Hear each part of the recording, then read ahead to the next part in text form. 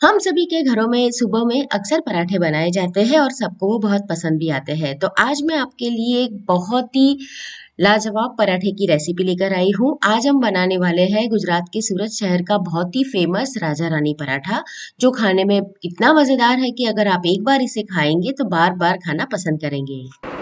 Hello friends, स्वागत है आप सभी का अपने चैनल किचन क्राफ्ट रेसिपी में। तो चलिए आज की मज़ेदार रेसिपी बनाना शुरू करते हैं। सबसे पहले हम पराठे का आटा गूंथ कर तैयार करेंगे। तो यहाँ पर मैंने 1 कप मैदा लिया है और उसके साथ में लेंगे आधा कप गेहूं। आप चाहे तो पूरा गेहूं का आटा भी इस्तेमाल करके ये पराठा बना सकते हैं। अब इसमें मिलाएंगे 2 चम्मच सूजी। सूजी डालने से हमारा पराठा बहुत ही क्रिस्पी बनेगा और साथ में मिलाएंगे आधा कप बेसन। यानी कुल मिलाकर मैंने यहाँ पर 2 कप आटा लिया है, जिसमें 1 कप मैदा है, आधा कप गेहूं का आटा और आधा कप बेसन है। नमक मिला देंगे स्वाद के हिसाब से और उसके अंदर मोयन डालेंगे तेल का। तो यहाँ पर मैंने 2 चम्मच भर के तेल का मोयन डाला है। अब हम पराठे का आटा गूंथकर तैयार कर लेंगे। पराठे का आटा हमें थोड़ा सा नरम ही रखना है, ताकि जब इसके अंदर हम स्टफिंग भरे और इसे बेले तो ये बिल्कुल भी फटे नहीं। ध्यान रहे कि अगर आपका आटा थोड़ा सा भी सख्त होगा तो बेलते वक्त आपका जो पराठा है वो फट जाएगा और भी जब पराठा हम सेकेंगे तो वो फूलेगा नहीं। तो थोड़ा-थोड़ा पानी डालकर इसका हम आटा लगाकर तैयार कर लेते हैं। पानी मैंने नॉर्मल रूम टेम्परेचर वाला ही लिया है। अगर सर्दियों का मौसम है तो हल्के गुनगुने पानी का आप इस्तेमाल करें। तो इस तरह से हमें बहुत ही नर्म आटा लगाकर तैयार करना है। हाथों में हम थोड़ा-सा तेल लगा देंगे, ताकि हमारे हाथों में जो आटा है, और आटा अभी आपको ये काफ़ी स्टिकी लग रहा है, वो तेल डालने से बहुत ही नरम हो जाएगा और आपके हाथों में ज़्यादा चिपकेगा भी नहीं। तो इस तरह से आटा गूँथ के पहले ही हम रख देंगे तकरीबन 15 से 20 मिनट के लिए, और फिर तब तक हम बाकी की प्रिपरेशन करते हैं। स्टफिंग के लिए हमें चाहिए यहाँ पर 1 आलू उबला हुआ, ये हरा प्याज है जिसका मैंने व्हाइट पार्ट और हरा पार्ट अलग कर दिया है। एक छोटा कैप्सिकम लिया है, हरा लहसुन है, कैबेज है और गाजर है। कैबेज और गाजर को मैंने बहुत ही बारीक कद्दूकस कर लिया है। सब्जियां आप अपनी पसंद के हिसाब से ले सकते हैं। अब एक मिक्सिंग बाउल के अंदर हम सभी वेजिटेबल्स को मिक्स कर लेंगे। गाजर में से हम पानी को निचोड़ कर इसके अंदर डालेंगे, ताकि हमारा जो स्टफिंग है वो नरम ना बने। अगर आप ऐसे ही मिक्स कर देंगे तो फिर गाजर के अंदर जो पानी है उसकी वजह से हमारा जो स्टफिंग है वो नरम हो जाएगा। स्टफिंग को हमें पानी वाला बिल्कुल भी नहीं रखना है, यानी कि वो लूज नहीं होना चाहिए। तो गाजर में से इस तरह से हम सारा पानी निचोड़ कर डाल देंगे। कैबेज में से भी हम उसी तरह से पानी निचोड़ कर डालेंगे। आप चाहे तो कैबेज के अंदर नमक लगा कर रख सकते हैं और फिर उसका पानी निकाल सकते हैं, लेकिन फिर वो जो कैबेज होती है वो थोड़ी सी नरम रह जाती है। तो कैबेज में हमें क्रंची टेस्ट चाहिए, तो यहाँ पर मैंने कैबेज में से नमक नहीं मिलाया है और ज़्यादा पानी नहीं निकाला है, बस हल्के हाथों से दबा लेंगे। लेकिन मैंने जो कैबेज इस्तेमाल में लिया है उसमें पानी बिल्कुल भी नहीं है, तो इसे हम ऐसे ही थोड़ा सा निचोड़ कर डाल देते हैं। यहाँ पर मैंने जो वेजिटेबल की क्वांटिटी ली है वो तकरीबन कुल मिलाकर 3 से 3.5 कप के करीब है, और इतनी क्वांटिटी में से 4 बड़ी साइज के पराठे बनके तैयार होते हैं। एक पराठा में से 2 लोग आराम से खा सकते हैं, क्योंकि ये पराठा काफी हैवी रहता है। अब इसके अंदर हरा लहसुन और हरा प्याज मिला देंगे। अगर आपके पास हरा लहसुन और हरा प्याज नहीं है तो आप सूखे वाले लहसुन और जो सूखा प्याज हम इस्तेमाल में लेते हैं वो मिला दें, लेकिन उसकी क्वांटिटी को आप कम रखें। अब इसके अंदर हम डालेंगे चीज़ और पनीर। तो यहाँ पर मैंने होममेड पनीर का इस्तेमाल किया है, जो तकरीबन 100 ग्राम के करीब है, और पनीर मैंने 2 क्यूब के बराबर लिया है।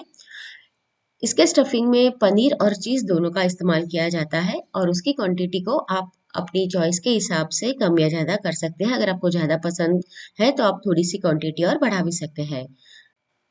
सभी को हमें इस तरह से इवनली ही मिक्स करना है, यानी कि जैसे वेजिटेबल हमने बहुत ही बारीक कट किए हैं, तो उसी तरह से पनीर और चीज़ को भी कद्दूकस कर देना है, ताकि हमारा जो स्टफिंग है उसका जो टेक्सचर है वो इवन बने और बेलते वक्त बिल्कुल भी फटे नहीं।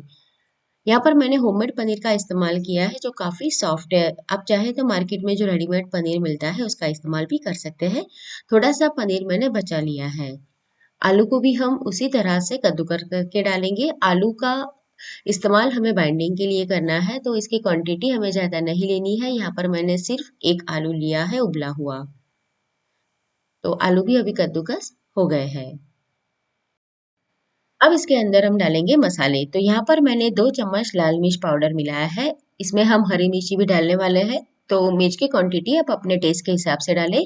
1 चम्मच आमचूर पाउडर डालेंगे। अगर नहीं है तो नींबू का रस भी मिला सकते हैं। 1 चम्मच यहाँ पर मैंने पराठा मसाला मिलाया है। ये होममेड मसाला है, जिसकी लिंक मैंने डिस्क्रिप्शन बॉक्स में दे दी है। हरी मिर्च और अदरक की हम पेस्ट डालेंगे 1.5 चम्मच के करीब, और आधा कप बारीक कट किया हरा धनिया इसमें मिला देंगे। नमक स्वाद के हिसाब से डालेंगे, और यहाँ पर मैंने थोड़ा सा काला नमक भी डाला है। अब अच्छे से मिक्स कर लेंगे। जब भी आपको ये पराठा बनाना हो तभी आप इसके अंदर इस तरह से मसाले मिक्स करें, नहीं तो आप बाकी का जो स्टफिंग है वो मिक्स करके रख सकते हैं, और जब आपको पराठे बेलने हैं उसी समय पर मसाले डालें।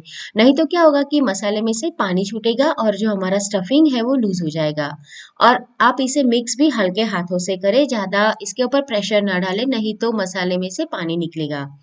तभी मसाला मिक्स हो गया है। सबसे लास्ट में इसके अंदर हम डालेंगे 1 चम्मच हल्दी पाउडर और 2 चम्मच धनिया जीरा पाउडर। ये लास्ट में डालने से क्या होगा कि अगर मसाले मिलाने से थोड़ा भी पानी इसके अंदर रिलीज हुआ है, तो हल्दी पाउडर और धनिया पाउडर ये सारा पानी अपने अंदर एब्जॉर्ब कर लेंगे।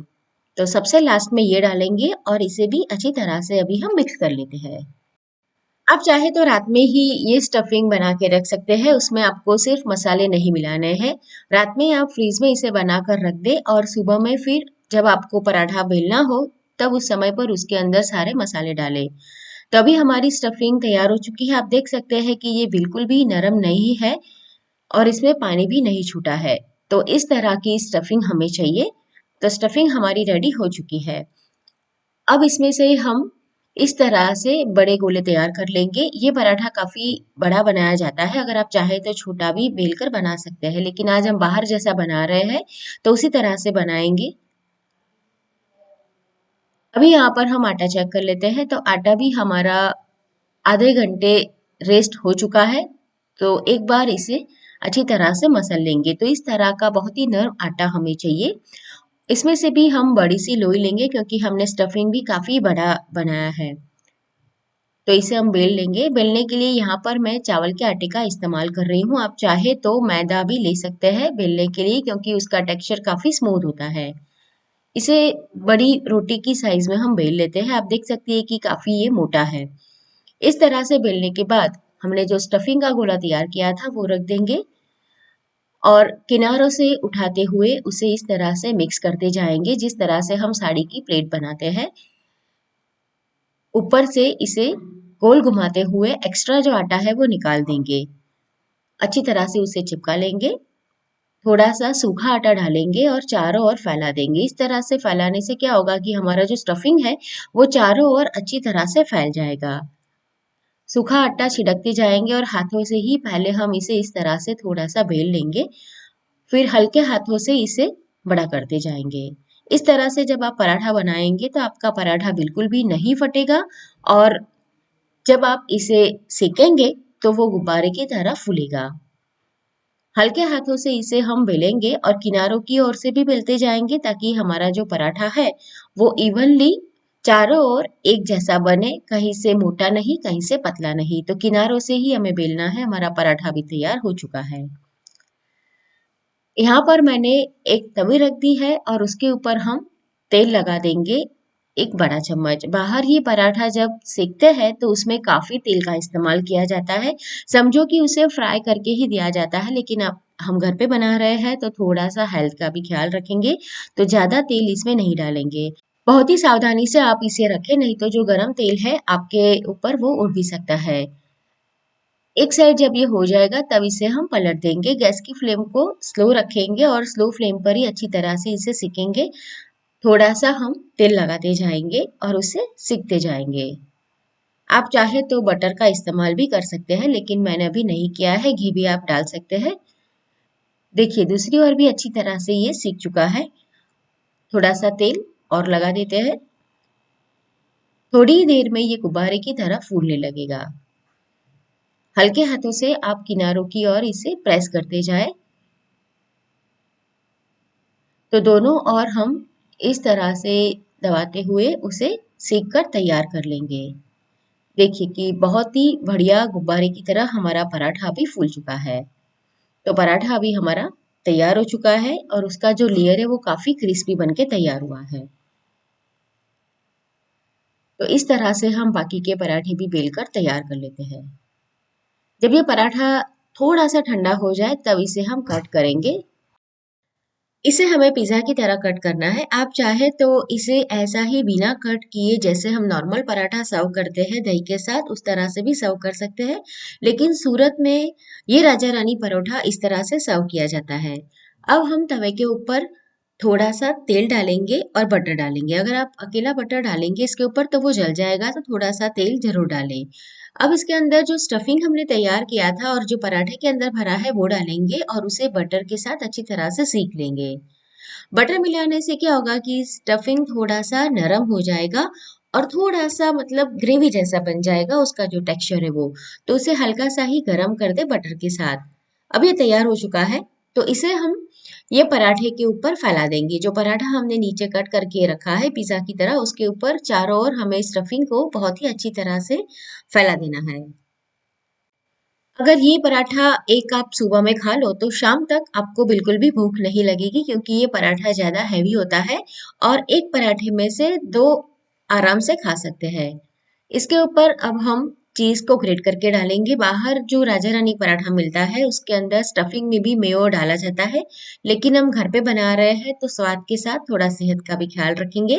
तो मेयो स्टफिंग में मैंने नहीं मिलाया है, आप चाहे तो मिला सकते हैं। यहाँ पर मैंने आधा क्यूब के करीब चीज़ को ग्रेट कर दिया है।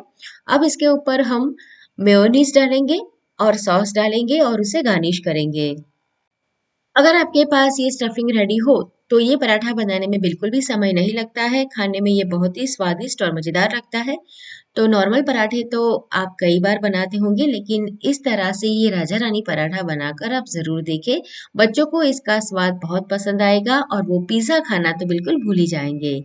ऐसी नई नई रेसिपी देखने के लिए दोस्तों अभी तक आपने मेरे चैनल किचन क्राफ्ट रेसिपी को सब्सक्राइब नहीं किया है तो ज़रूर सब्सक्राइब करें। तो फिर से मिलेंगे ऐसी एक और नई मज़ेदार रेसिपी के साथ।